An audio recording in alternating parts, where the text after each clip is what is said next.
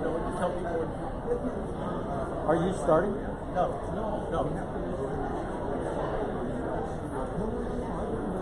To rush back.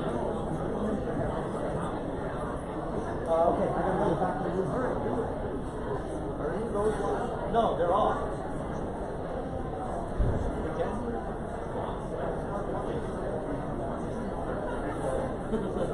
This is the best swag.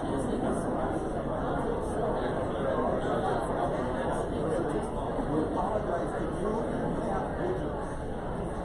Shut your laptop is on. Just switch it on. Just a brief introduction. I just want to apologize. The coffee was late. It was the hotel's fault. It was not the sponsor's fault. But there's now coffee, so we'll do an extra five minutes on the break. So go get some coffee. Thank you.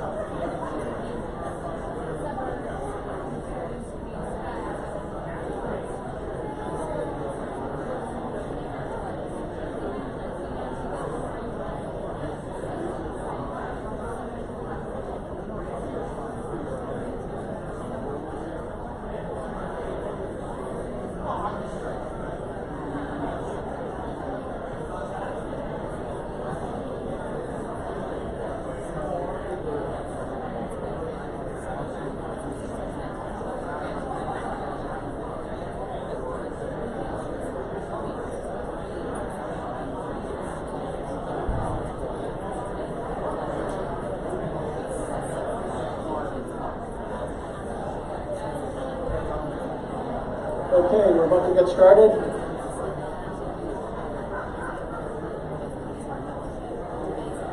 So, it would be good for everyone to come back into the room.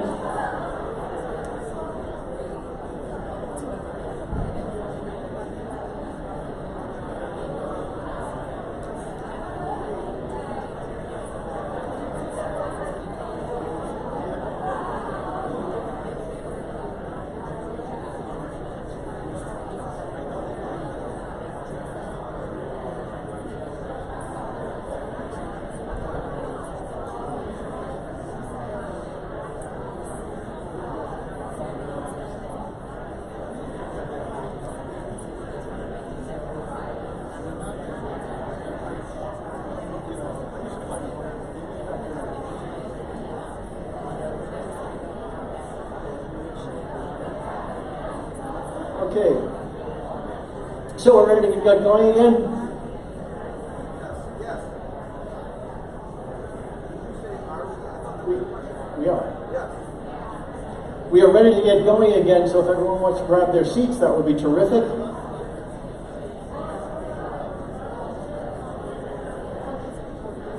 We need one of those bells.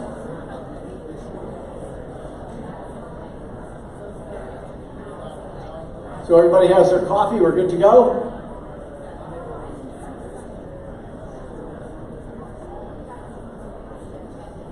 Okay, thank you. So speaking of coffee, we want to apologize for the coffee not being ready when it was supposed to be ready. The sponsor had nothing to do with that. That was really I don't want to blame the hotel, but it wasn't the sponsor's fault. Let's just say there was a mix-up in delivery time, so we apologize, and now you have coffee, so we're good to go. We're now going to talk about why influence is more than about just influencers. With us today is Randy Giacchino, Vice President of Marketing for North America at Weleda. Randy is a key member of a new management team at the company where she's responsible for helping turn a 60-year decline into a dramatic growth story. Randy has held a range of senior positions at Colgate-Palmolive, Revlon, and SC Johnson. Please join me in welcoming Randy.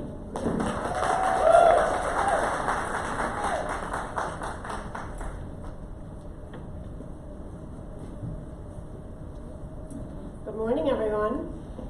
So, as Chuck said, I'm with Weleda North America, and Weleda, it's funny because there's a lot of connections between the conversations happening today, is a nearly 100-year-old brand from Switzerland that was barely known in this country. And so I was part of a management team brought in to basically turn around the brand and grow it because natural and wellness is the hottest thing going on right now. This is an amazing brand, a rich history, tons of stories, but we didn't have a lot of money, and so influence was really important to us. So I'm going to talk today about influence versus influencer, because influence is bigger than just influencers, and that was really important to us as we grew this brand in the US, but also as we grew it authentically, because this brand must be an authentic brand in the natural space. Contrived, chemicals or made-up stories don't really work with wellness, and they also, as many of you know, don't really work well with millennials and Gen Z, which is obviously the up-and-coming consumers. So, influence. It's a party, but it's a party that brands aren't invited to. So there's lots and lots of conversations happening online, but brands are not necessarily part of those conversations.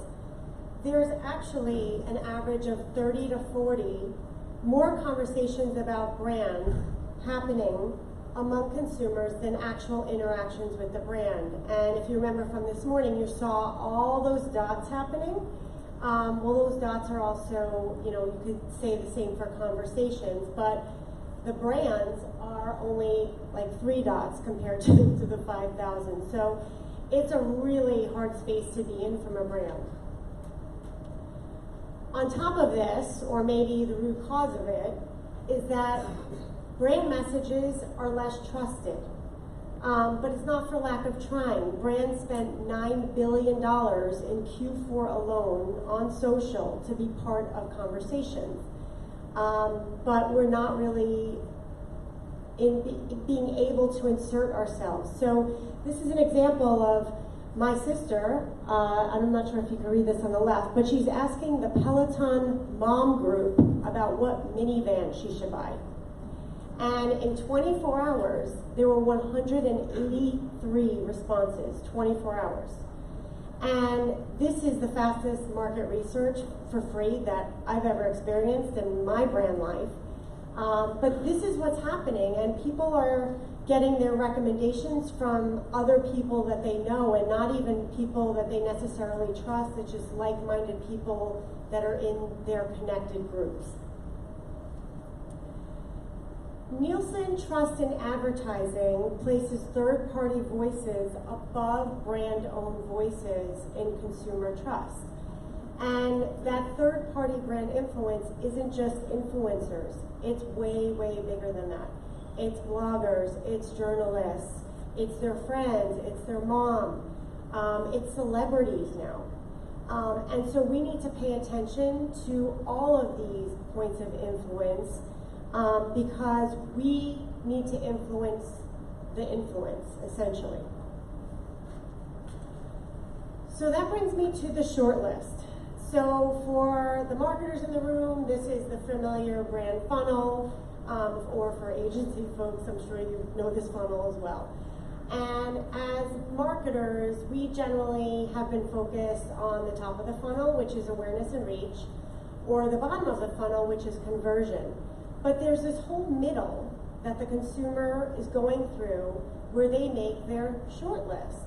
And that's the brands that they would consider to buy. And the middle is probably the most important because you can't go from the top to the bottom without going through the middle. If we don't pay enough attention to the middle, we will never get to conversion and we will never get on the short list. And so we need to think about as brands is how can we really truly affect the middle? So why do brands and marketers focus on the top and bottom of the funnel? And there's sort of three main reasons that I can see. One is control.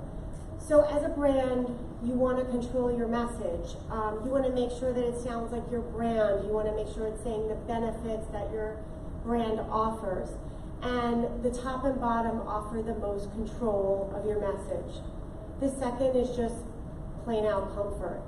So for people like me that started in marketing almost 2 decades ago, the top and bottom are really comfortable places. I know what reach equals. I know what those numbers mean. I understand conversion.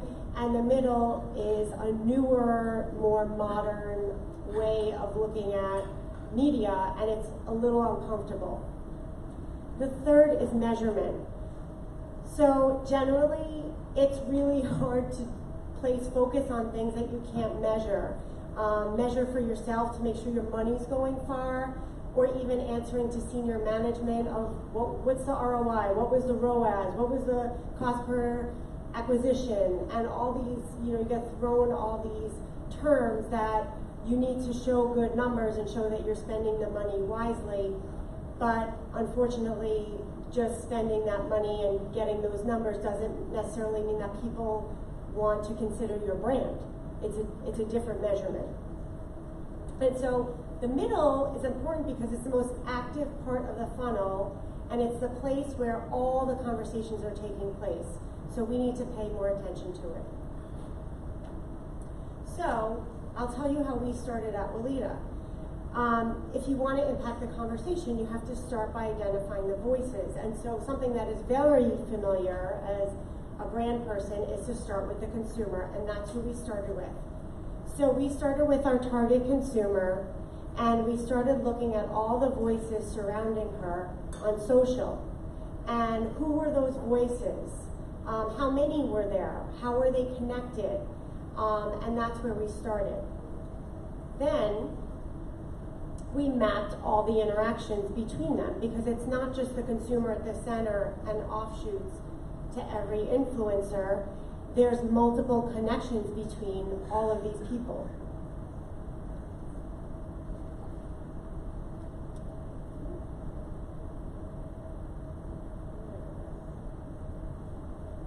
Is there a way to go? Oh, there we go. Okay. So I'm going to start by talking about one of the influencers that we felt was really important for our brand. And she's a makeup artist. That's one of the areas that we determined was a huge influence for our consumer, the whole beauty industry and makeup artists. Obviously, some makeup artists have huge followings. These are celebrity makeup artists, most of them. But what's more important for us are the connections. How many connections do they have to consumers, but also media, other makeup artists, industry experts in beauty, and how strong are those connections? So Patty's someone with almost 200,000 followers, so she's a pretty large influencer. But what's more important for us is she has 29 connections and networks. So that's huge in our space, of having 29 connections to these super important people that also influence our consumer. And the thing for Patty also is, we saw media picking up what Patty was saying. So you had these big beauty publications that were actually using Patty's quotes, consulting Patty for what she thought about beauty. And so now it's going both ways to surround the consumer with all this information. We also saw that other makeup artists follow Patty. So she influences her entire industry, which then obviously for us drives economies of scale as we're trying to influence the consumer. The next influencer I want to highlight is Katie Deno. Katie is much smaller in followers than Patty, and actually when we got Katie, she was only about 15,000 followers. We're talking like a year and a half ago. But what's unique about Katie is the authenticity. And that's another key piece of using influence, that it has to be authentic. So Katie is a green beauty celebrity makeup artist. We looked at the brands she worked with. She works with very, very few brands, and they are very, very clean. We work in an industry where there's a lot of greenwashing going on with personal care and beauty, of what's really truly natural or not. And Katie is a makeup artist that believes in truly natural. She will not sell anything that's not, and she only works with a very, very small handful of brands. So for us, why we chose her was not only her 20 connections in network, but also her authenticity, which is really meaningful for our brand. Lastly, another influencer I want to highlight is Taryn Toomey. Taryn is a wellness advocate and innovator in the space. She's the founder of The Class, which is a new wellness workout focused on the mind and the body. She has nearly 50,000 followers, so again, not a giant influencer, and 12 connections. What's unique about Taryn is that she straddles the beauty world and the wellness world. So she reaches the most important beauty publications and the most important wellness publications. And there are not a lot of people like Taryn that can do that. And she has beauty publications actually following her to see what she has to say about beauty and wellness and the intersection. So how did we put this all together? So the middle is very much about authenticity, and that's what we were focused on for this first looking at influencers. But authenticity doesn't necessarily get you what you need as a brand or drive enough growth. If you're authentic and you don't get to a lot of people, I mean, that's not really going to go very far. It's going to take you a really long time to grow, and we did not have that time. So we looked at who are the opinion shapers, those are the influencers, but then who are the opinion distributors? who are the people that distribute those opinions, amplify those voices, and create the buzz and volume and reach that we needed. The first part of that is to let each do what they do best. So don't try and mix, an influencer to be authentic and drive reach. That's going to be really hard because unfortunately those people generally don't look authentic online, and so your message winds up being diluted. So we let our influencers create. They're the creators. I mean, we have our brand, they have their brand too, and their brand has driven their influence online. So we don't want to just insert our brand and have them be the spokesperson, because then their brand gets lost and it becomes inauthentic.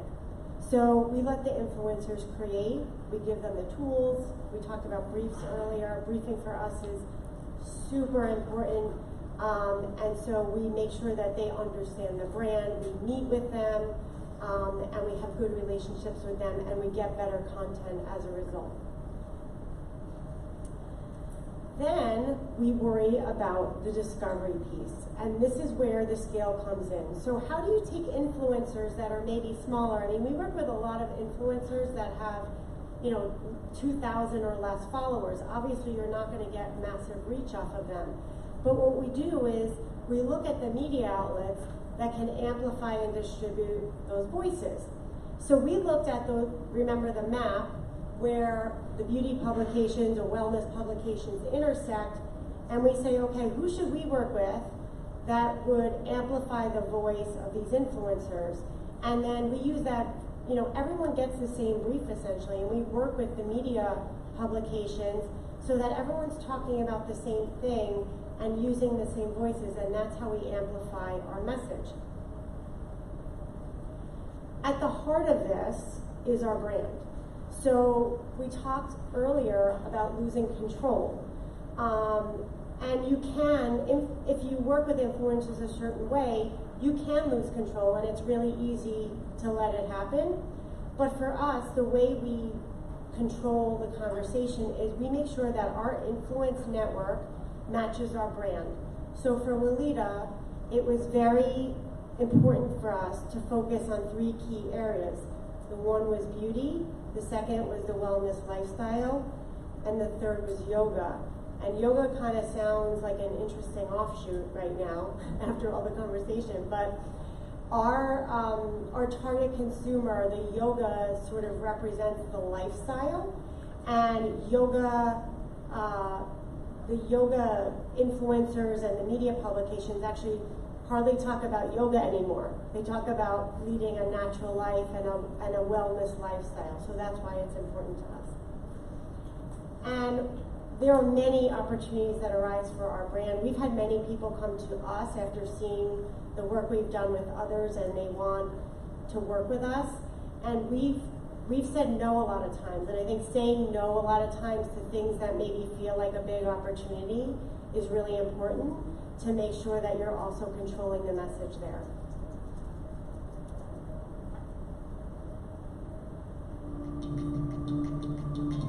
I'm going to show you my favorite ways and hacks of using the new Skin Food line from Lolita.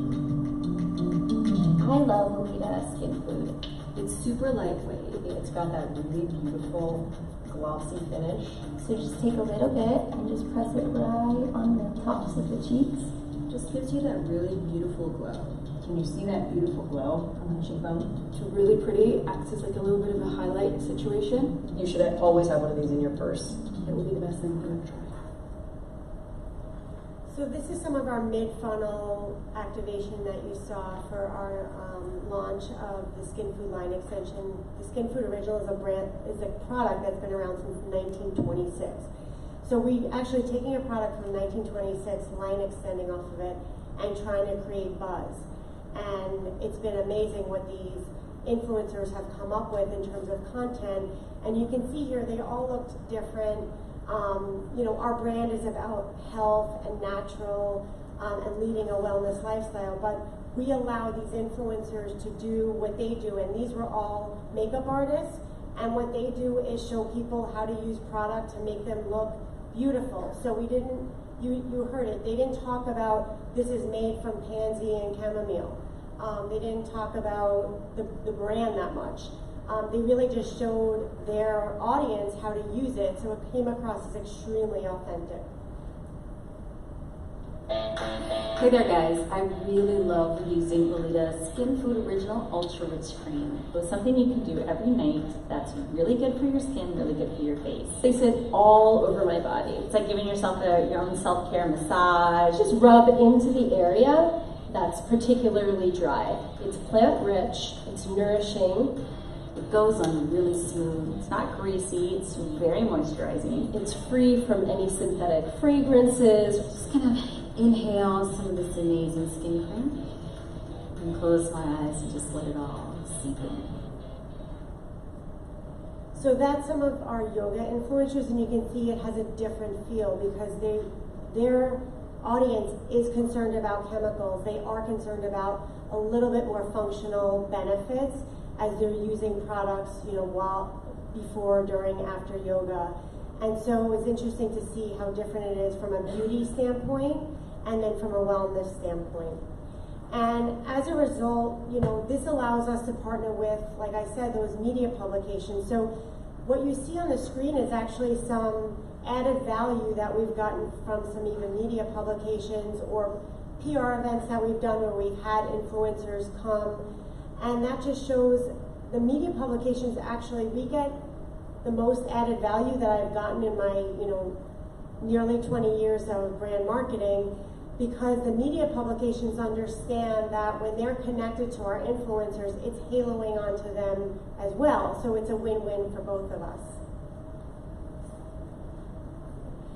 So in the end, we talked about the measures, and I didn't want to make it seem that we don't measure anything and we just go on gut and, as long as it feels good, it is good. We still definitely look at the numbers. So our influence network alone, we have the opportunity to reach 910,000 people, which is big, but when you're trying to grow a brand and get it on the map, it's not as big as we want it to be. But with our Earn network and all those connections and all the amplification, our whole network is about 90 million people. So that's basically nearly 100 times what the straight, total network would have been, because we focused on connections, because we focused on who was connected to who, how could we amplify their voice, and not just take a number from an influencer with, let's say, 1 million followers and go that route. We also monitor the conversations that consumers are having online about Lolita. So on the left is before we started this journey, and when I say journey, it's been about 1.5 years. On the left is what people were talking about our brand before. They were talking about online contests. That Lolita Stretch is not a yoga move. It's actually the stretch mark oil for pregnant women. Not necessarily, how you want to build an entire beauty brand. And you can see on the right, this is what consumers are talking about now. It's much more concentrated. It looks like the message that we were putting out for the last 6 months, and it's a tighter conversation. So in effect, we actually have controlled the conversation way better by using influence than just using straight brand messages.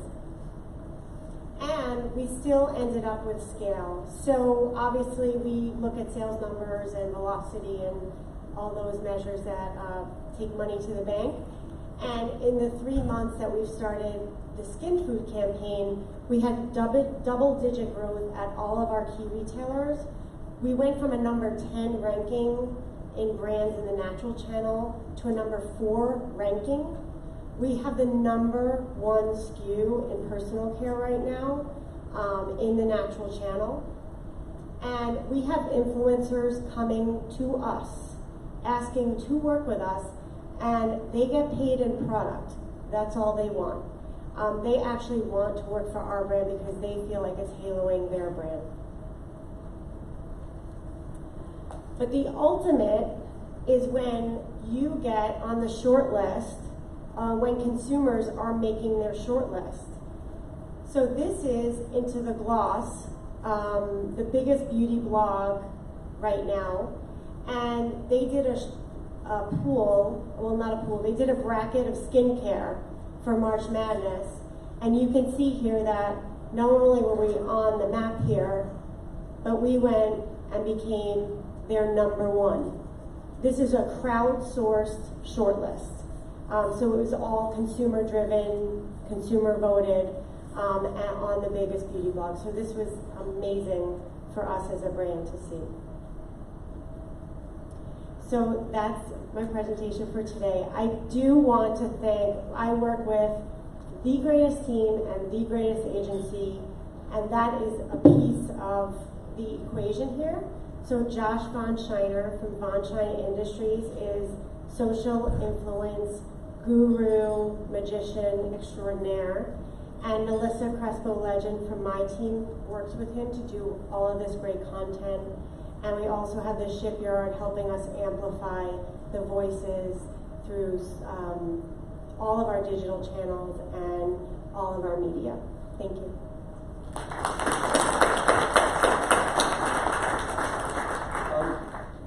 You have a question here? Randy's going to be on the following panel as well, but go ahead. Yeah, so my Wait a minute, I can't, one second. Sorry, is that mine? It's coming. Hi, Ajay Band with Here we go. Ajay Bam with Warrell. I'm curious, can you talk about the role of video, user-generated video, and your strategy with respect to YouTube versus Instagram and long and short formats of videos? Sure. So for video for us, we look at it as a holistic strategy. We actually, but in terms of influencers, we like the video through stories, but we like them to develop their own content. We actually did a content capture with the influencers and developed video. That's how we started this journey. And then they shared it out, and we also used it on YouTube. And it didn't work on the influencers' channels because it was not authentic. So the way we do it is we do our own content and videos for organic social or paid video. And we separated it now from the influencer. It's the same message, so the same messages are happening. So if it's skin food, that's what's happening across all the channels. But we don't use the same videos, with the influencers that we do now with YouTube or pre-roll or our own organic. Okay, if the panelists can make their way to the stage. Randy, I've got one question while they're coming up. Do the people inside your company, do they get this? I mean, this is an extraordinary story in social media. Do they get it? We have a very small team, and the people that work on this completely get it. It's interesting because I think I'm probably the one with the most barrier because I came from big packaged goods where this doesn't even exist. So my team has less barrier with this. The agencies, Josh, Lance, have been so extremely helpful. They sit down, they explain everything to us like we're 5 years old, and everyone gets it. And now it's kind of just what we do. It's just been completely ingrained in our culture. Thank you. Great presentation. Okay, if the panel can come to the stage.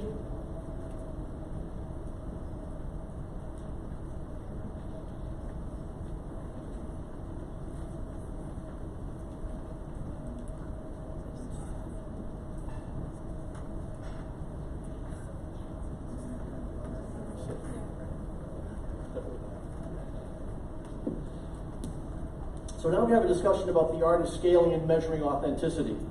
Working with social influencers has become a standard part of the CPG media plan.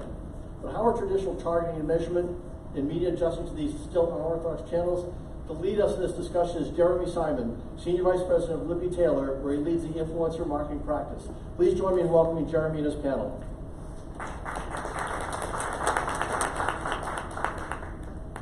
So kind of as a follow-up, to the great keynote that was just given, We're talking a little bit about authenticity here, and just wanted to start maybe going down the line, both just quick introduction, but then also how you define authenticity, because we know it's a priority, but I think people have different definitions for it.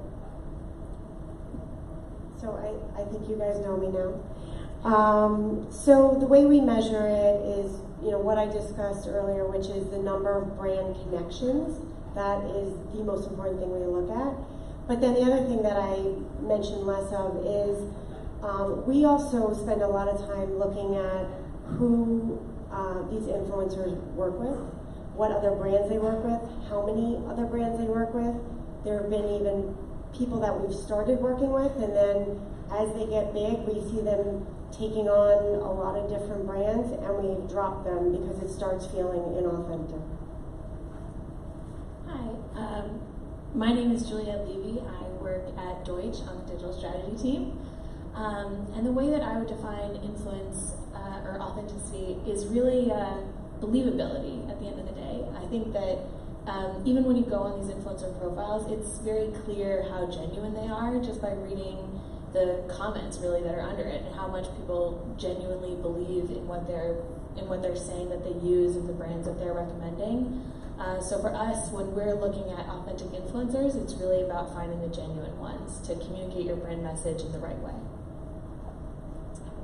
Hi there, Andy Reichut. I run a emerging natural frozen food brand called Veggies Made Great. Raise your hand if you've heard of it. Yep, so that's our problem. There's only about 15 of you guys out there who've heard of it. I spent 22 years in CPG, big food marketing at companies like M&M Mars, Pinnacle Foods, etc. And about 5.5 years ago, left to work on food that I was really proud of.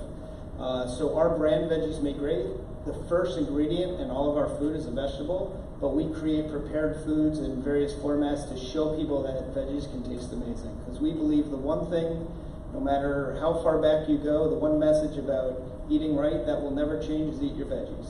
And in this country, we have a big problem with that. So we're on a mission to get everybody to eat the veggies that they should. When it comes to authenticity, I think it's a really interesting question, especially you have to look at it the perspective of what you're marketing.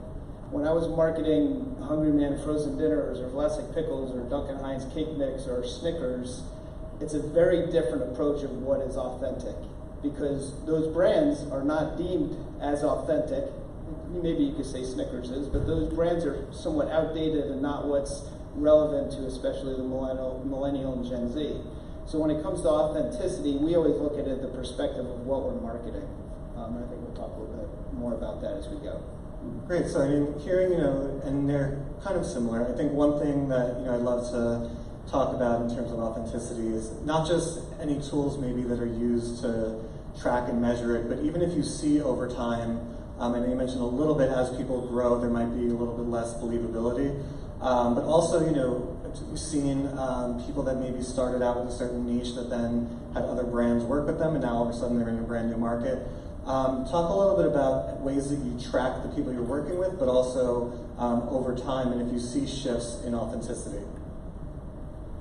So we track everyone we work with, I would say, from multiple fronts. So our agency helps us track it from a social listening, from a connection standpoint, from a obviously what we're getting out of them in terms of engagement and things like that. But I would say this is where, just being a team that kind of is really passionate about what we work on. All of us kind of are following stuff on Instagram. Not that I condone, working all hours of the night or weekends or whatnot, but we're just excited, and we all follow our influencers, and we'll see things anecdotally, and we'll be like, oh my God, she's working with such and such now, let's talk about it on Monday. So I think there's sort of like the science piece, and then there's just the art of, it's hard even as a marketing team to keep up with all the media and all that our influencers are doing. So, but between all of us in our agency, we sort of like keep a data eye on it and just the regular eye on it. Yeah, I think that just to add to that for the science piece first, because I think your second point is much more interesting and true. But something we've seen help a lot is really just tracking engagement rate at the end of the day. A lot of these guys have, followers in the hundreds of thousands, but if they're only getting 100 likes, they've really lost that authenticity, is what we're seeing a lot of. So we found that that's almost like a really easy barometer that we can track against, and then also map our content to, because if our content is getting engagement at a lower rate than their typical content, that's also a sign that people aren't believing it, that we're true partners on something. But I think your point is so true, that really immersing yourself in the subculture that these influencers really do influence is really key, and is something that it's too hard to quantify, but it's so critical. Great, and moving to touch a little bit, but I'd love to talk about just discovering authentic influencers. There's a lot of ways to go about it. We just heard a couple. Let's see preferred methods of discovery and ones that maybe haven't worked out so well. Anyone can? I mean, we've taken the approach of test and learn. This is new ground for a lot of people, so we'll do a lot of small tests and emerge, and we found that the one metric to measure their success, engagement, reach, all those things, authenticity are great, but it comes down to purchase. And if you're ever spending marketing dollars and you're not doing it to drive purchase, you're not looking at the right metric. So for us, we have a e-commerce site which allows us to track purchase very easily, but the majority of our sales are in the usual suspects like Costco, Target, Kroger, etc. And the way we figured out to measure that is through store locator, coupon redemption, clip to card, and we've done some small tests in regional areas. So we'll boost an influencer post to a certain region in Indianapolis where we know we have good distribution in certain stores, and we get that syndicated data so we can measure it. So in the end, everything we do comes down to purchase, and we've actually found a lot of little interesting tidbits on what drives the best result, which gets back to the whole question of being authentic in the first place. Great. So one thing, there's a lot of different ways to discover. I'd love to just know, in terms of the influencers you work with, are they, managing it themselves? Do they have one manager? Are they part of a talent agency? I think that there's a lot of different ways that it's being done now. We'd love to kind of go down the line and hear that. So we see a lot of different, depending on who we work with, depends on how they run it. So for the makeup artists, especially the celebrity makeup artists that we work with, they generally work for an agency, and they have an agency repping them. So we're generally working with the agency just to set it up. But then we have one makeup artist that, she's one of our biggest. Her husband's her manager, so she hasn't wanted to go the agency route. And then we've had some that kind of manage themselves. So we've kind of seen it all. But I think the most important thing, no matter who it is just in order for the content to look authentic, I feel like the relationship between, client, agency, and their agency has to really be authentic too. So if they feel good about working with Lolita, then their content looks better. And that in the end, obviously, we get better engagement and purchase. Yeah, I agree. I think that there are certain activations where it makes sense to plug in influencers, where you'll naturally work with people who have more managers than others. Like if you're hosting an event or something like that, typically, or even trying to sell a new product and really track that sale, working with a network of influencers can be really helpful. They usually have access to a lot more data than just the influencers managing it themselves. I think though, what we're seeing a big rise in, and it's such a buzzword now, but the rise of the nano influencer, and the one that you really work with for a very long period of time. And those guys, from my history, typically just manage themselves. And then I think it is about working with them in the long term, so you can teach them also how to track their data in an interesting way and start mapping it to sales. It might not happen in the moment in a way that's really trackable, but that's the point of working with them on the long term, is to see, is that sort of like rising tide lifts all boats strategy.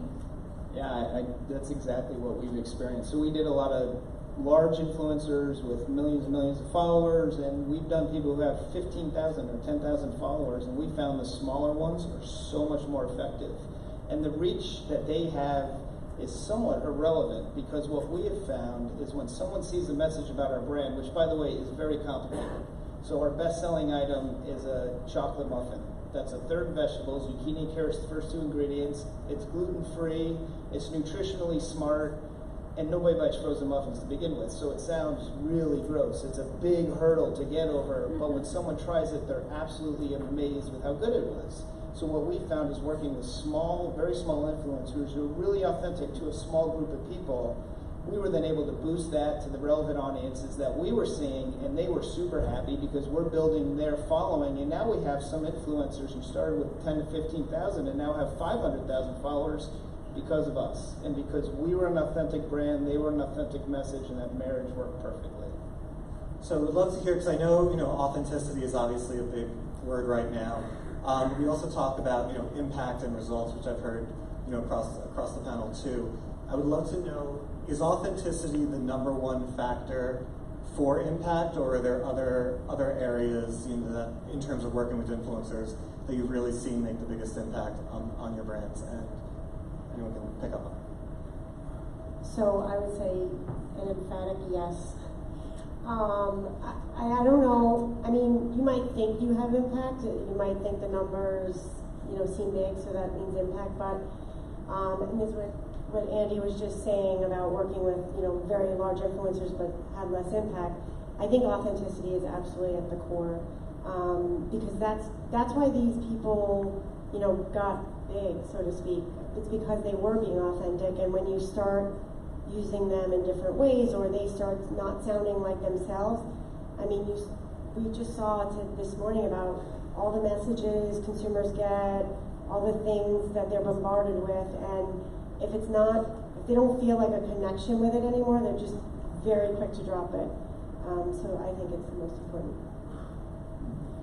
I agree. I think authenticity is the reason you really work with these influencers at the end of the day. I mean, they definitely can drive sales, they definitely can drive traffic, but they're adding a level of credibility to your brand that it didn't have before. And if your main goal is traffic, some of that can purely be accomplished through paid media coming from your brand.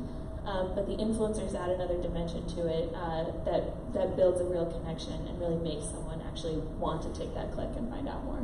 Yeah, I would add that there's a study going on at the University of Chicago right now that talks about what's the most influential way for someone to receive a message: audio, video, or text.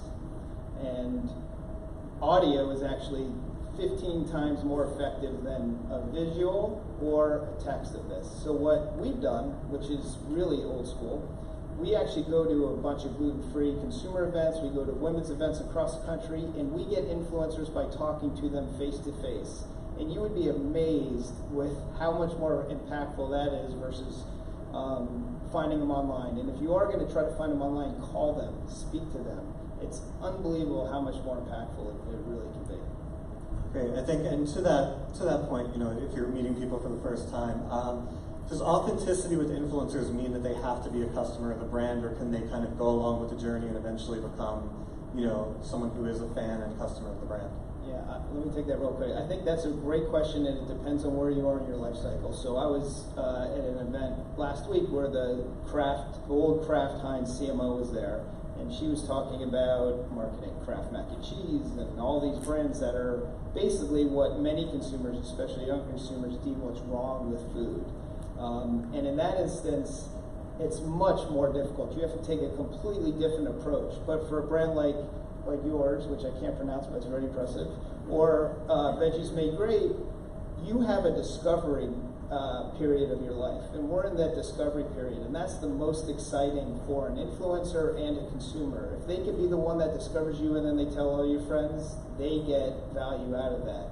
So it depends where you are in your life stage in terms of how you approach that. So we'd love to hear a little bit about, and I think it's touched on a little bit, but just if there's one example of success from working with influencers and at what stage of the funnel it was at. And specifically, especially wanting to know, because it's a little bit more nuanced, if anyone has examples of driving to retail as well. So for us, what we've just done with Skin Food and are doing right now with Skin Food and the line extensions is absolutely the best success we've had so far in our 1.5 years of marketing this brand. So the thing that's been successful about it is, one, that product happens to be one that, when I talked about Tarantumi earlier, that product actually marries beauty and wellness. So we're capturing an overarching, two key facets of our consumer target's life, which is 2 is better than 1. So she gets hit from both sides. The second thing is that the product has a story. So authenticity, I think, also depends on the story you give these people. The product's been around since 1926. It stood the test of time. The brand, is nearly 100 years old. So that helps as well. And the way we've harnessed it is, this is the one where we had the least control over the messages. So we gave the influencers a lot of leeway in how they talked about it. And then the way we drove to retail is we had some events on, usage. We had an event at Story, which just opened up in Macy's in Herald Square. Story was featuring our product because the theme was green. And we actually got one of our influencers that's a makeup artist, a New York makeup artist. She actually attended the event. We did a sign up to come to the event, and she gave free makeup tips. It was, the Saturday before Easter, and the engagement was through the roof. There was a line of people down the street to meet her, and then it drove directly to that retailer. And we did the same. We've done the same thing at 2 Whole Foods as well. So we do try and link it as much as we can where it makes sense. For one of our brands, we had an influencer activation where we worked with women in business and specifically small business owners who were females, and it was really about connecting them to each other and celebrating the journey they were all on together. And that was one of the better campaigns I felt that I worked on, because I just thought there was something so true and genuine about it at its core. And ultimately, in connecting these women, the brand was also able to be useful to them and really help them. I think that it didn't so much have a retail component, but I definitely have seen a lot with hosting events with influencers that drives in-store. I think anything where you can create an experience, people also want to grow their influence. They will come to get a little bit of that ripple effect onto them as well. I do think, though, that it's really interesting to think about e-commerce as much as possible. People are really interested in convenience at this point, too, and now Instagram, Pinterest, Facebook are making it easier than ever for influencers to actually direct people to buy your product online and do so in a trackable way. So when it is possible, and definitely when it makes sense, it's something to consider as well. So with the time we have, I'd love to talk about, kind of looking forward, whether it's and I'll let you choose which one, whether it's a challenge or an opportunity. What do you see as either the biggest challenge or opportunity in influencer marketing, probably over the next 6 to 12 months? We start with Randy. So I think the biggest, challenge / opportunity. So the biggest challenge is, and we've all seen it in the news about the influencer market is growing and there's going to be a crash and a correction. And I think that will happen. But for brands, and agencies that really make authenticity at the core, I think will sort of be unaffected, because I don't think people are going to stop being influenced by third parties. I don't see that happening in our digital world. I don't see that happening with our, all the technology that's coming. And I think it's going to grow even more. It's just so authenticity, I think, is really the key. Of if you can stay true to that, that's the biggest opportunity. I think one of the big challenges we're struggling with right now, and I've read a couple of e-marketer articles that seem to support it, is really finding the right ones. I mean, there are just infinite people on the internet at this point, and it would take too long to really comb through them, but there's always that nagging feeling like, is there someone else out there? So I feel like that's a challenge that we're still learning how to overcome. I think a lot of tools have come out that actually do like photo tracking now and things like that. You can much better protect your visual identity and really, really scour the internet to get to the right people. But with Facebook groups coming out, I mean, people and becoming much more popular, people are influenced by so many different things. So I think just the sheer volume is something that we're going to have to overcome. But I think a big opportunity is once you find the right ones, I think it's about co-creation together at a certain point too. If you have the right relationship built, can you partner on a product together? Can you design something together to really suit her audience? I think that really brings an influencer into your brand and gives them a stronger stake in it. And then ultimately that maps back to the believability as well. Yeah, I agree with their risks. I think another opportunity is content creation. We utilize influencers as much to give us creative assets than anything else because we are a small brand trying to spend every single dollar on working media, and they create amazing content. And I've actually seen a bunch of the influencer marketing agencies that I met a few years ago. One just changed their whole model from influencers to content creators. So I think that's a big opportunity going forward. Great. So just one more thing in terms of the challenges that I'd love to get everyone's quick take on is just in terms of the visibility of influencers. So the ability for influencers to reach those communities that they've built up. We've seen the impact of that on brands. I'd love to hear if you've, probably more so for any of the bigger influencers, but if you've, talked to them about it at all, or if you have ways that you're handling that. Real quick, this is a CPG conversation, so if you're not online, everyone knows your biggest issue is you get on shelf at Target, it better start moving. Or if you're in Costco, it better start moving. So how do you utilize an influencer to get that immediate response from consumers so you're getting the velocity that you need to stay on shelf? Great. I will thank you all for participating in this.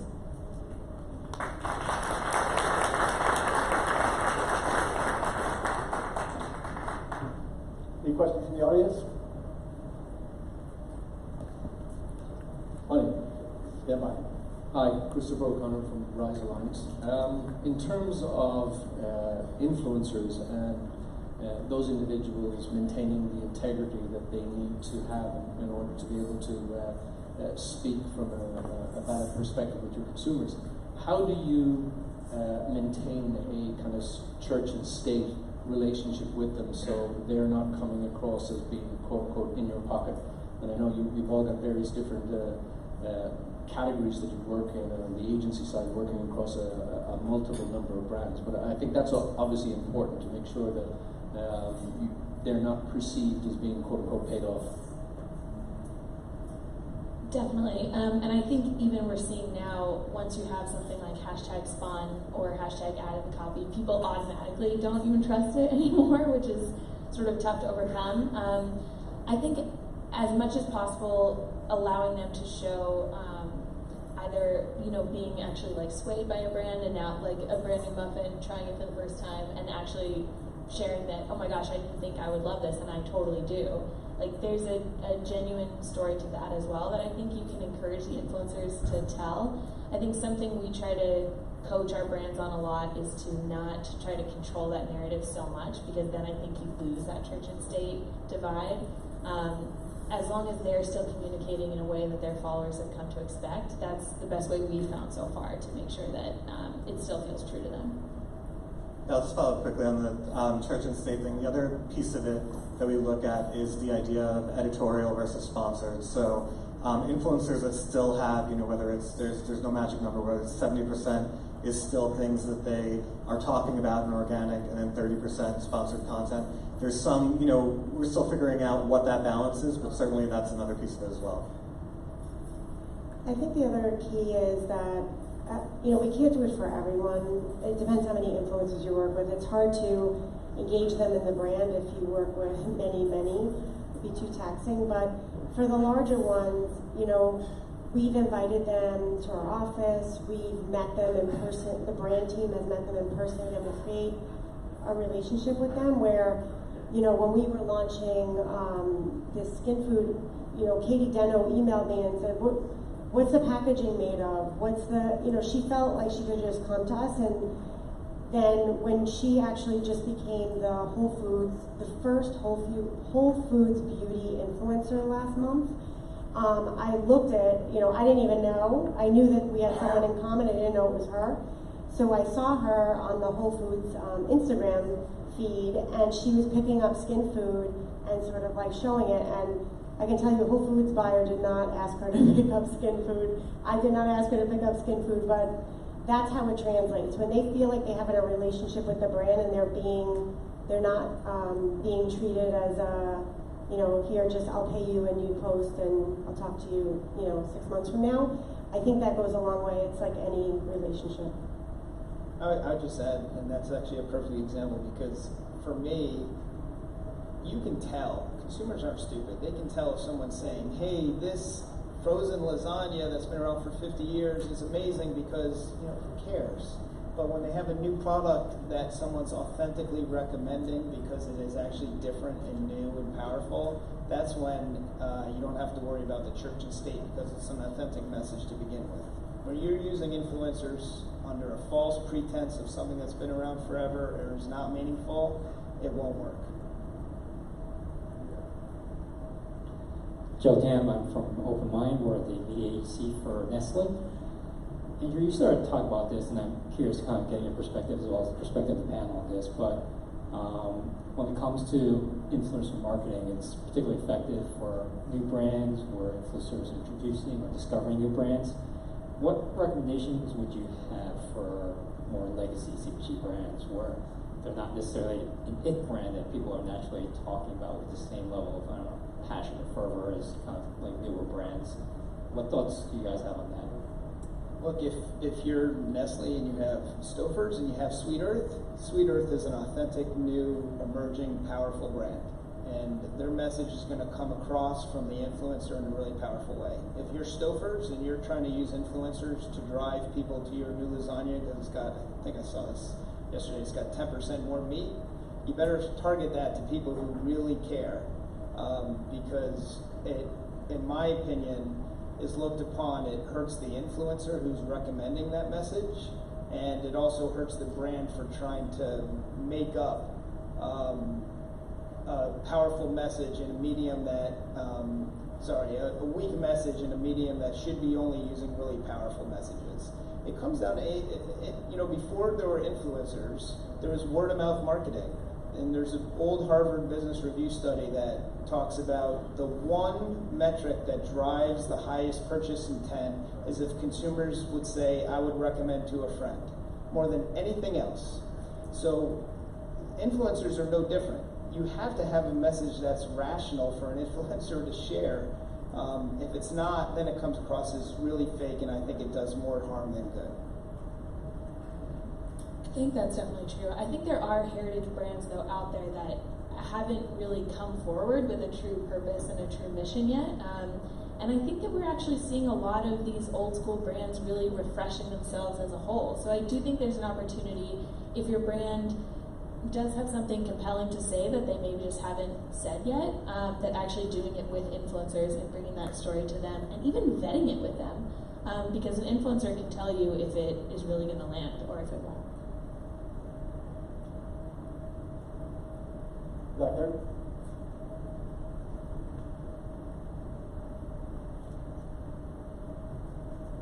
Corey Buller, Harmon Media.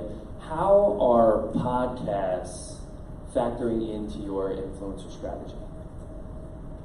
Well, that's a great question, because I believe podcasts are probably the most powerful way, other than someone recommending my brand to their friends, that we can do. If you listen, I listen to a lot of podcasts. If you take Revisionist History, for example, I was listening to one this weekend, and the host was talking about this product that I never heard of before. My wife was in the car with me, and she was like, wow, what's that? And there was probably 50 ads that they heard during this drive we had. It was during a drive to my parents' house. Happy Mother's Day, Mom. And that was the only one she heard. So I look at it as implied endorsement from someone that these people really trust. That's why they're listening to the podcast in the first place. I think it speaks to your point earlier too about how audio really can have an impact too. I think podcasts are definitely an interesting place to play. I think you see though that a lot of these influencers out there who have true influence have a huge Instagram following, have a podcast, even run a blog sometimes, work with these publications like you mentioned. So I think it's really about even have like an IGTV episodic series that they're running. I think it's about working with the person that's the true embodiment of your message and figuring out what's the best medium to deliver it then. Yeah, we use podcasts in the same way. So we've dabbled with a few, but they've been with ones that are really tightly linked to the brand. So like My Body Green podcast or Lady Gang podcast. And we also try to, again, just engage the people doing the podcast so that they really understand, because the worst thing is when you're listening to a podcast and you're like, speaking of dry skin, oh, I tried Volita. That's not what you want. You want them to be genuinely excited about your brand, or else it just comes across as another ad, that they have to say it to get the money so that they stay as a podcast. Great job. Thank you, guys.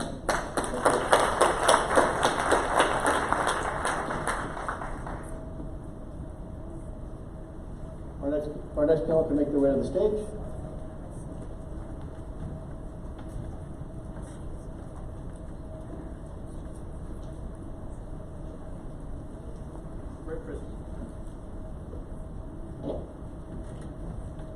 Great content on influencers. Now we're moving to mapping the DTC path to purchase. The explosion in online CPG sales forces everyone to rethink the CPG path to purchase. Here to manage the discussion on that is Amy Lanzi, EVP Commerce Lead, North America for Publicis Media, where she oversees the commerce practice in North America. Please join me in welcoming Amy and her panel. Great to see everyone. Last one before lunch. I would like to introduce Suzanne and Jesse, and I think they should introduce themselves. We're very excited to talk to you about direct-to-consumer. Hi, my name is Suzanne Darmurray. I am president of a brand new agency called Hi, Our Name Is.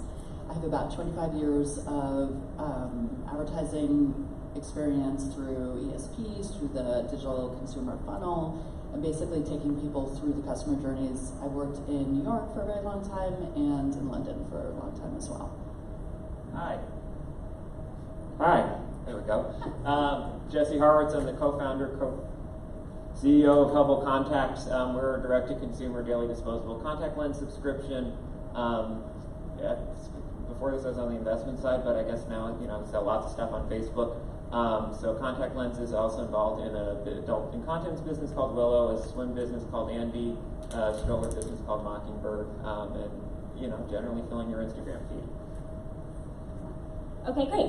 So one of the things we wanted to start the conversation on is just this idea of commerce. Commerce is a word that everyone uses and is also quite complex. I think probably most of the topics today is around how we're driving commerce for our brands.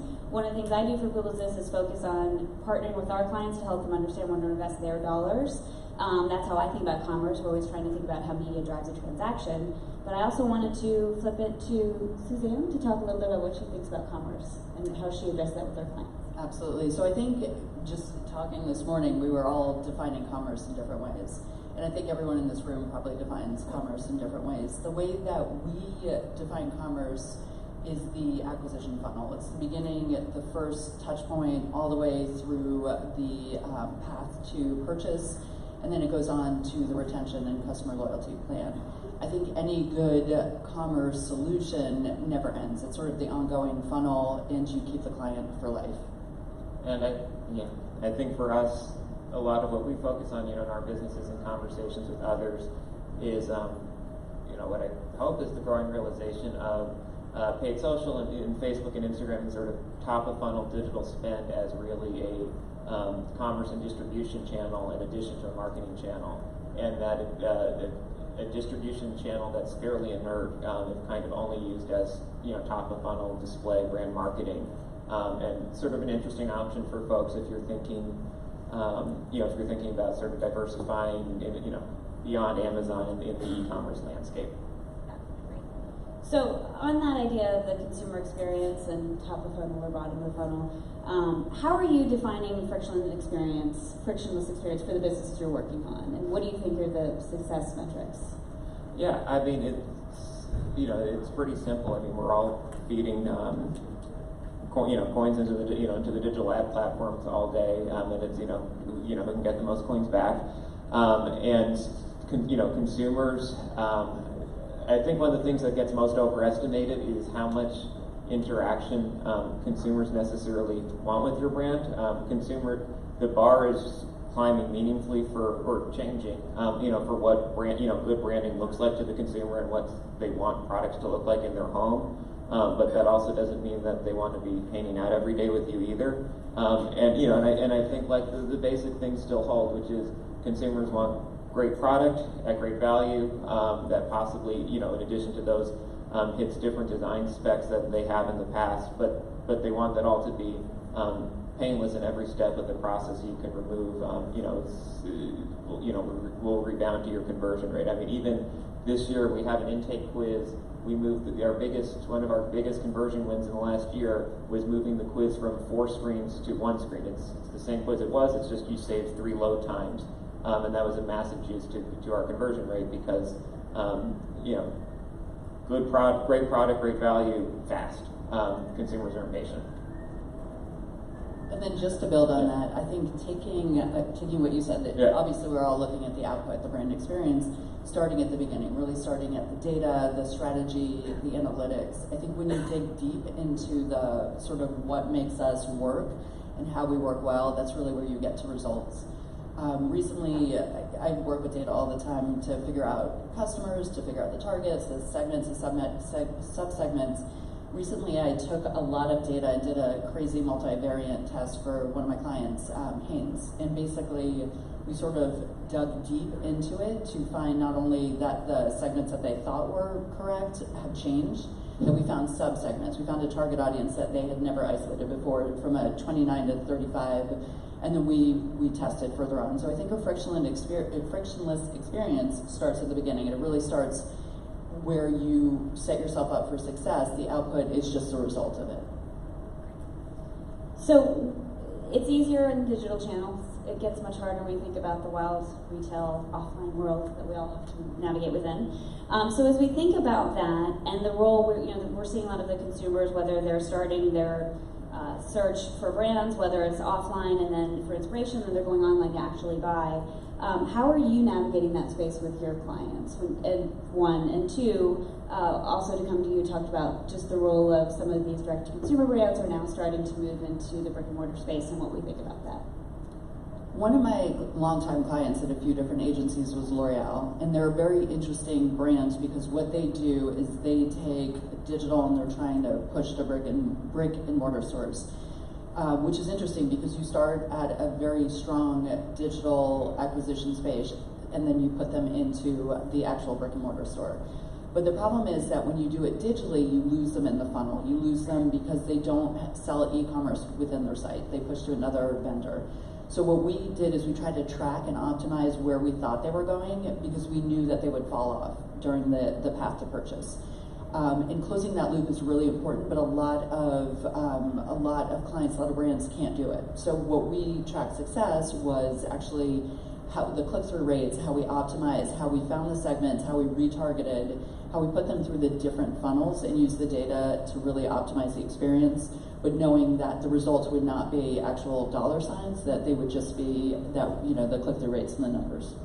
And I think coming from the the other side of digital brands and sort of the push out into physical, look, if you could, I think any digitally native brand, if you can get mass retail distribution on reasonable terms, that's a fantastic deal, and you should take it. I guess I look a little bit more skeptically at some of the sort of D2C owned and operated retail. I think part of that is sort of making a virtue of necessity, which is like the channel conflict that's real for legacy brands is real for direct brands too. You just stumble into it later, and so if you're a digital direct mattress, and then it turns out the mattress showrooms don't want to carry you. Maybe you open your own stores then. But I think also there's a little bit of the counting game in here, which is I could load up my marketing budget and then I have a higher cost per acquisition, or I can open a store and that becomes, instead of going into my marketing budget, that goes into CapEx now. And so I've made my marketing numbers look a lot cleaner. I've made my P&L look cleaner. But you see a lot of those businesses, I'm sure there are some direct brands that are, really are making the math work for retail in them, but you see a lot of them that are continuing to need to go out back into market and raise very substantial amounts of money, which, if the stores truly were so profitable, less likely to be the case. Yeah, I found this whole new world to me. That's a new finding to me in terms of why direct-to-consumer brands, outside of using retail as media, which is how I would look at it from a branding perspective, but then also looking at the financial impact, I think is illuminating. So thank you for that. When we think about just on this idea of old, and I'll say the retail is like old school marketing tactics. At a conference earlier this year, Shop Talk, I would say a number of the direct-to-consumer brands that I would say are tween brands, they're not toddlers.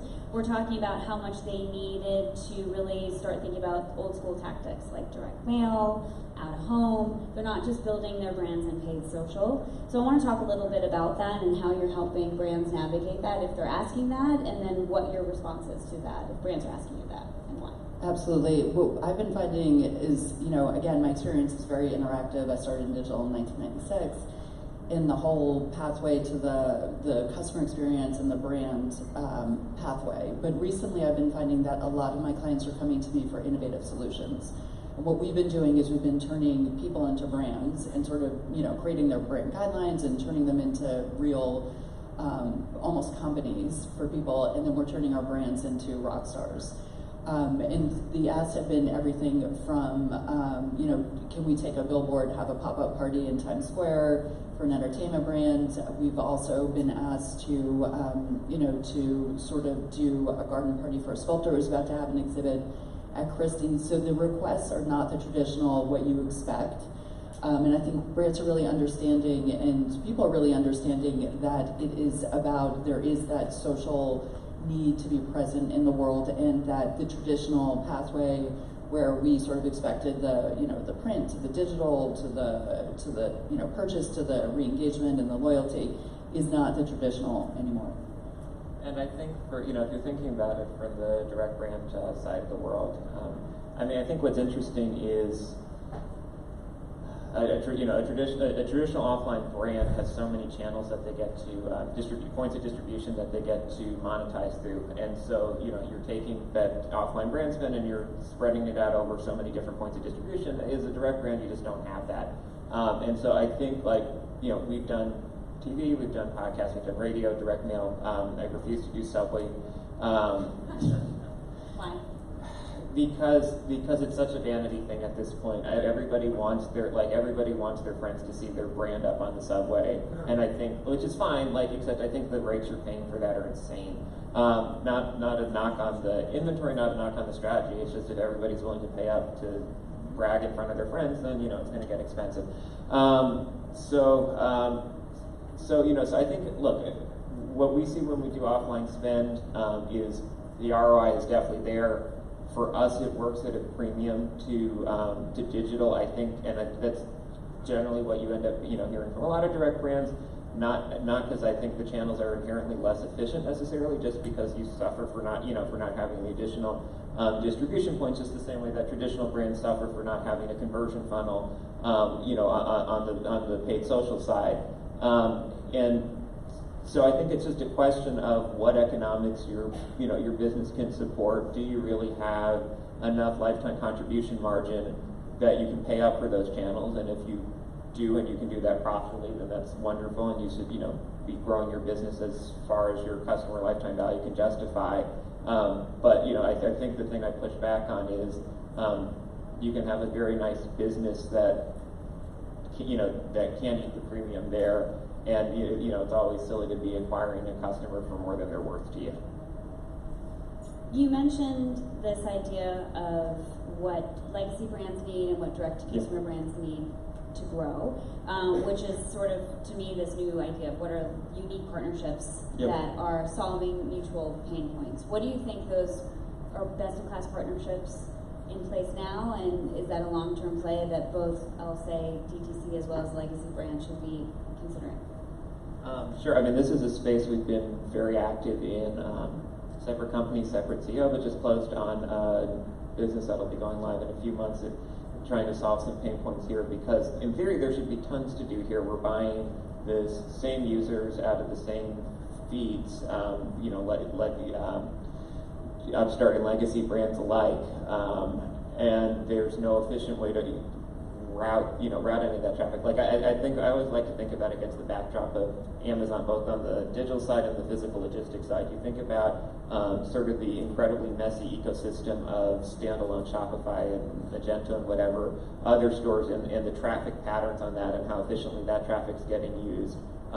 Versus sort of the traffic within Amazon. And similarly, and even more chaotically, you think about the shipping of all those packages and what the shipping of $50 billion of direct brand revenue looks like against $50 billion of Amazon GMV. And what's really exciting here is it's an ecosystem.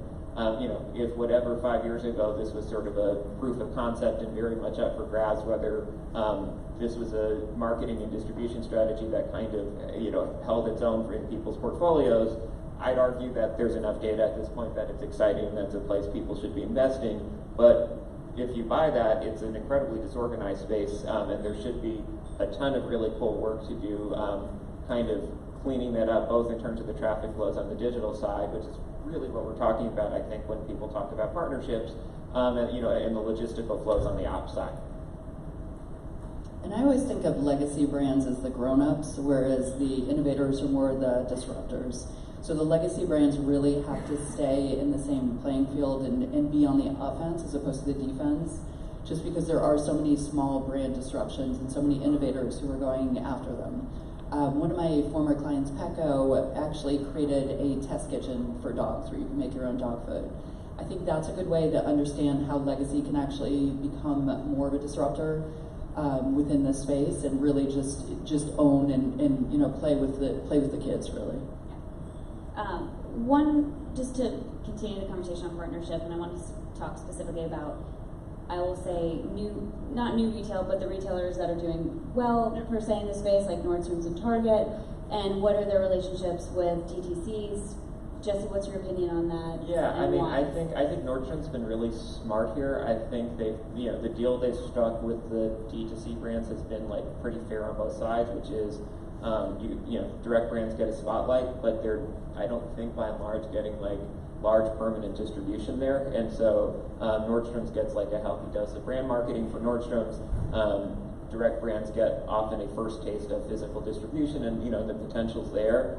I honestly have a little bit of a harder time with the logic of some of sort of the longer term physical retail distribution deals, because if you're taking a brand and you're putting it on the like you think about the pedestal that a direct brand gets in Nordstrom, if that's a limited time offering, that makes sense. If you take a brand and just give it sort of special treatment forever, then it'll perform special forever. But that doesn't necessarily align with what the sort of natural consumer behavior would have been. Perspective on that? I mean, I think it's fascinating that it has become prevalent, that it actually exists. I remember when it was, there were just exclusive D2C shops, and that was it. And now we're creating these partnerships. Obviously it goes back to choosing your partners is probably the hardest and most difficult thing to do in our business, and also most important. Yeah, I can say from the work that we're doing with some of our clients, it's very much focused on reinventing more collaborative ways of working.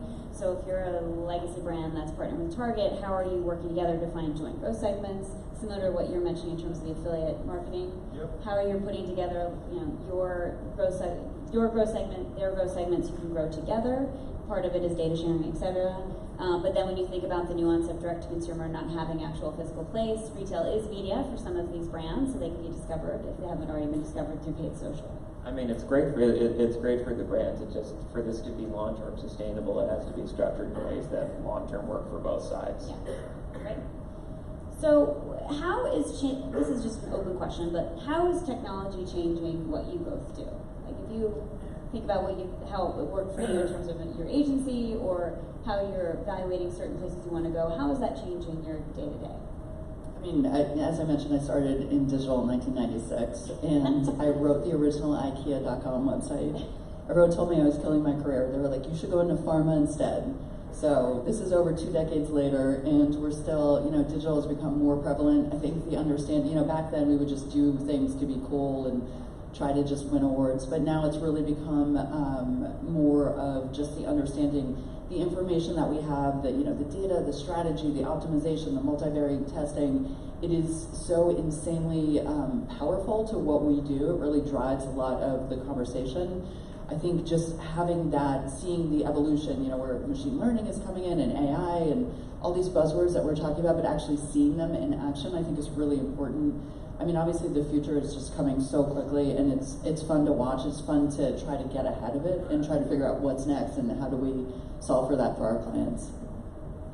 I mean, I think, there's been nothing more important in the last decade than the purchase pixel, and feeding the purchase data back to the ad platform, which is just, a feedback loop that never existed before. And I think there's a lot more fun work to do pixeling the rest of the universe. So, yeah, I think we now think a lot about new ways that we're trying to win the algorithm, if you will. So as I think about shopping in the future, it's about saving time, and time is very precious. So how can I sort of allocate my rote tasks to subscribe and save? So they can make decisions for me on things that I just don't think that are that exciting to do. What do you guys think about in terms of, as you're counseling clients, the role of visual voice? To your point, it's sort of the next gen of like how we're essentially tracking everything we do, but sort of keeping up with consumer behavior as well. I think it's not keeping up, it's trying to get ahead of it. Yeah, and that's what true. we're trying to figure out, is that magic formula to how do we get ahead of that? How do we figure out the next big thing? But really, what we do is, and what I spend a lot of time doing is understanding why and how things perform. With dynamic templates, how do you get, if the fourth call to action is performing the best, why? What's the psychology behind it? How do you fix it? And how do you sort of apply it to your learnings? And I've had that problem before. I tend to track everything that we do that's trackable, that's not pop-up parties in Times Square, but everything digital that's like, we try to track it, we share. Why are things performing, or why are people unsubscribing? And without the data, we wouldn't be able to do any of that. These are not just numbers, they're sort of, selling points, then they sell to retail, even if people like L'Oreal can't. The one, I'm not sure if this is hitting the question or not, but I think the thing I'm really curious about and should be keeping more of an eye on is gaming. I'm very skeptical of the visual voice as a space. People don't, people could talk to each other and they text instead, and the younger you go, the more they text. And so I'm just skeptical that there is this massive need for people wanting to talk to their machines if they don't want to talk to each other. But games are really interesting because you when does somebody put a pixel in Fortnite? That to me is the really interesting question right now. Because just the same way that Facebook was cool when I was in high school, and Instagram's been cool the last few years. Fortnite feels cool right now. Fortnite feels like the place that kids are going to get away from their parents. And when you start seeing little avatar Shopify stores there, with your purchase pixel, that's the one that feels the most real to me. But whatever. It is true that Fortnite is capturing our small children, if you have them. Okay, so this is interesting in terms of coming off of your perspective on voice and visual and the role of gaming. Why do you think legacy brands have fallen short on keeping up with some of these new consumer behaviors?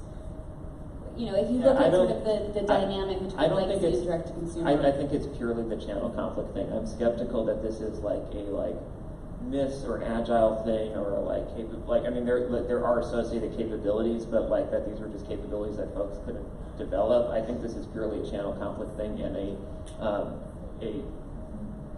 a lack of a shortage of appreciation on both the parts of the mass brands and the mass retailers that running display ads on Facebook is nothing like running conversion optimized ads on Facebook, and that retailers, by putting pressure on their brands to stay out of sort of the direct distribution channel, were really taking away the opportunity for them to deploy their marketing budget with efficiency.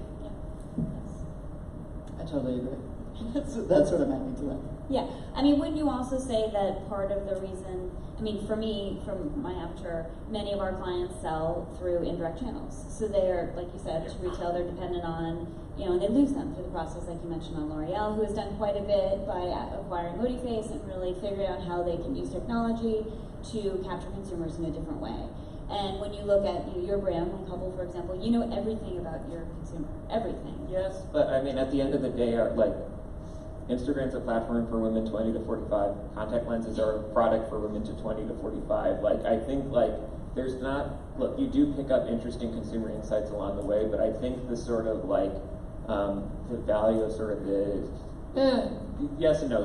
I think to some degree the value of the human intelligible consumer insights out of these is overrated. On the other hand, sometimes you'll get incredibly clear direct feedback from the consumer, we launched the stroller, everybody wants a double stroller. Okay, good, we can go make a double stroller. So that's actually actionable. But I think a lot of it is just purely the ability to optimize the spend, because you think about when you optimize the spend, if 50% of the traffic on all these networks is spam bots and people playing Candy Crush, and you're just telling the ad network no, I don't want that. You're gonna even if you're paying up on CPM, you're actually buying humans, and so it has to be better to buy humans than to buy things that aren't humans.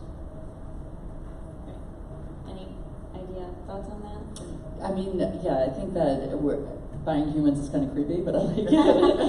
but I understand what you're saying. Yes, Panels took a whole new, yeah, of course. It's basically we all really need that customer journey and understanding the customer. I think, we spend a lot of our time, and one of the things that keeps me up at night is really just understanding the customer, the client's needs, the customer's needs, the clients to the customer's needs, and vice versa.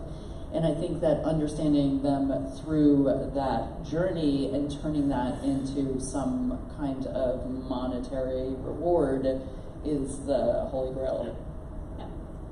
So when you think about, and again, we focus, or I work often with a lot of CPGs, and they feel from an org structure they're sort of limited to be able to be customer centered.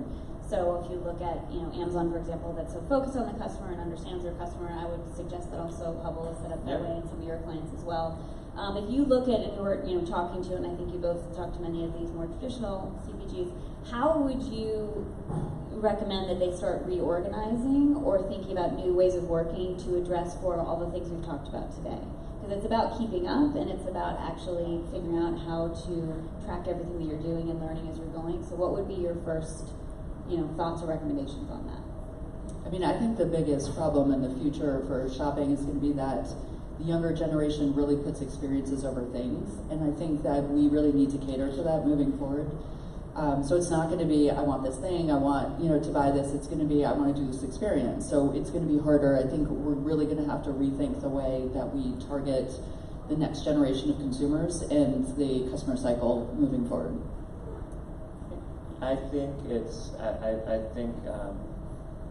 hard to turn around a battleship or an aircraft carrier, and I think it's a large CPG is super well built to make best in class product with substantial research investment very efficiently and put pallets of it at a factory door. And I think you're talking about if a large CPG were to take direct distribution seriously, you're talking about something that's maybe 5 to 10% of their sales. I mean, this most of the distribution mix isn't going to move, and so any sort of meaningful reorg around that seems overkill. But I think there's a need to start freeing up budget and freeing up freeing up test money for pilots in this space, and for sort of funding an ecosystem around them that can it makes more sense that an ecosystem around them would build turnkey solutions than that they would all figure out how to do it themselves. A, because it's sort of redundant for each one of these organizations to build out these functions, and B, because it is it's not rocket science, but just different from where the organization is oriented towards, and the organization is oriented towards really important pain points. So why do you have to do it all yourself? Right. Yeah, I would say that one of the things that I've run into is as brands have asked us about, like, what does a direct-to-consumer model launch look like? And then they'll give us sort of a legacy modeling approach to it. So what it looks like to launch in brick and mortar, we want to hit this volumetric number, and then can we do that if we go to e-commerce channels only? And the answer is not in year one. And then it's like, well, my CFO is not going to accept that. It's like, well, we need a new model. So in order to think about how we're going to win and grow, we also need new ways of working. Right. I mean, it's, you know, at this point, roughly 100% of the successful brand launches are direct-to-consumer launches, and that doesn't, like, there's tons of failures along the way too, but if the $100 million mass TV, mass retail brand launch just doesn't work anymore, then, like, okay, there's a new that's not totally fair. I mean, well, except it's a sequel. I mean, you could look at something like The Avengers. You know, The Avengers as very much, you know, Disney as one company that's still killing it with the traditional mass TV, mass distribution launch, but for the most part, the model's not working anymore. So, you know, adjust. Yeah, great. So you mentioned things that keep you up at night. Jesse, what keeps you up at night as you think of your portfolio of brands?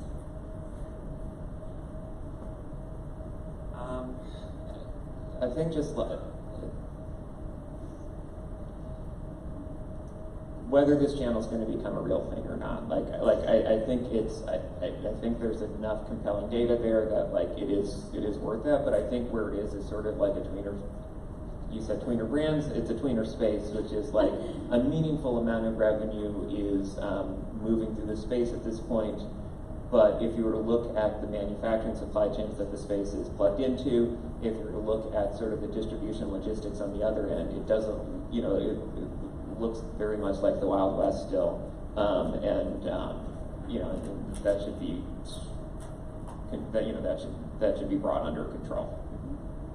And then a lot keeps me up at night, obviously, because I mentioned it before, but one of the things that really keeps me up at night is what's going to be next and how I can solve that for clients. How do we get ahead of our needs? How do we understand how to take, you know, what we know, data, strategy, channels, optimization, creative, branding, all that stuff, and really implement them so that we are sort of all standing out in this field.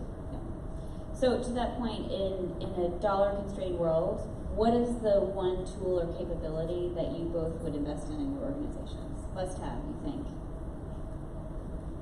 Landing pages. I think where digital has moved at this point is, you know, Facebook continues to invest in targeting algorithms such that there's less and less juice to be gained out of, like, you know, spending all your time futzing around with your targets. And similarly, like, you know, with the info and ad sharing of creative across brands, everybody can see what everybody else is running, and so, like, good ideas, you know, osmose pretty quickly. And the really good digital advertisers at this point are focused on, okay, what happens after the click, and how many different experiences can I create after the click, and you know, what's going to be most efficient to convert there. And for me, I think it would be email campaigns. I think just taking all the different ways that we can use it, and I'm an ESP girl, so I apologize that this is my background. But really understanding everywhere from the acquisition model to the funnel to the segmentation to the retention to loyalty, how we retarget, what are the sub-channels, how we optimize, whether it's A/B testing or multivariate testing. I really think that email is the way that we can capture and keep our customers loyal. Yeah, just to build on what you both said, I would say for our experience, it's definitely focusing on what does your tech stack look like to do all the things you just talked about, to be able to track, because everyone has a very fractured approach right now, especially in terms of also the types of ad partners they have as well. So when you start putting that together, we all talk about one-to-one, being able to deliver content at the right time, at the right moment. It's impossible if you haven't figured out how the pipes. So that's usually our first place, is like first-party data, but also basically how are we going to make your system work to deliver marketing at scale. Yeah. Scalability, that's the other thing, scalability. That's right. How do we make everyone scalable? Yes. Okay, so our last question is, who is, in terms of, who's inspiring you? Who do you believe is really, as a brand in the direct-to-consumer space or subscription space, is doing fantastically well, and also you would model after. I'll start. Rent the Runway is my 100% favorite brand out there. I saw the founder talking at CES 2 or 3 years ago, and she said 50% of your closet should live in the cloud. I thought, that is me, and it has fundamentally changed my life, and they know everything about me. They know that I had a panel today, and were giving me suggestions of things that I should wear and rent. So it's an incredible experience, and also I think they've figured out from a purpose perspective is very much about waste positive and also savings. You're not buying all kinds of crazy impulse purchase things. You're sort of investing in yourself by giving yourself more time. So that's my favorite. Mine is Warby Parker. I think they're a very interesting model because they've taken something that's so unglamorous and made it so glamorous. And what they did is they did the unconventional D2C, but they created a way that you could send in your subscriptions, and then you can try it at home. You can send it back, and then they turn into a brick and mortar store, which is interesting. It's the reverse of what we expect. They're now at, I think it's a $4 billion company, and they're also cool, which is unheard of because they're eyeglasses. Like, how are eyeglasses cool? But they've really broken the mold on what I think a good D2C company should do. I'm going today with Bird Dogs. Gym shorts for men, they started 3 years ago. I don't think they've ever raised $1. Growing fast, growing profitably. They take feedback from consumers on what else they'd like to see in their gym shorts, and they change the product, and they run more ads on Facebook. Do we have any Bird Dog users here? No. After today, we will. They owe me an affiliate fee. Yeah.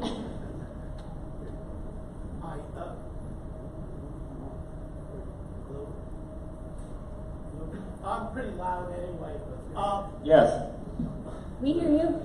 Yeah, so I'm Arthur. I'm with a company called Message Gears, which is... Hear you, Arthur. You can't? Hello? Oh, mine too. Love you. Exactly. Okay, thank you, John. I'm Arthur Sweetser. I'm with Message Gears. We're an alternative ESP. And it was great to hear you talk about email, because I was wondering, with its ROI, I hadn't heard it until you mentioned it at the end. So overall use or philosophy of it, and then particularly subscriber growth, how you go about doing that. Thank you. Yes, so it's really case by case on how we do that for each of our clients, but it's very important. So what we do, again, take the data, take the strategy, take the creative and the analytics, and use case by case. One of the examples that we're doing currently is we have a publisher that we are targeting in different funnels. So we have opt-in campaigns going, we have users, we have potential subscribers, and we're taking the pathway differently. Our open rates are up to 18% right now, which is phenomenal, off the charts. So we're trying to figure out why they're so, because obviously they're quite high. We're trying to figure out with them why they're so good and why people are still opting in. But I think I've done huge email campaigns in the past that have been head scratchers as well. The Hanes, I did a 18-point multivariant test, everything from a carousel to whether it's denim or underwear in it, to copy, to headers, to CTA, call buttons. And I really think that it is the most important form of communication. We hold it in our pocket. Everybody is looking at emails constantly, whether we throw them in the trash, they end up in your spam filter. But I really do believe that every journey needs to be different for their client and for the customer. Do you use email? No, I was going to say emails. We're a subscription business, so email less, much less of the driver on our business. So some of the other ones more important. Great job, panel. Thank you. Yeah.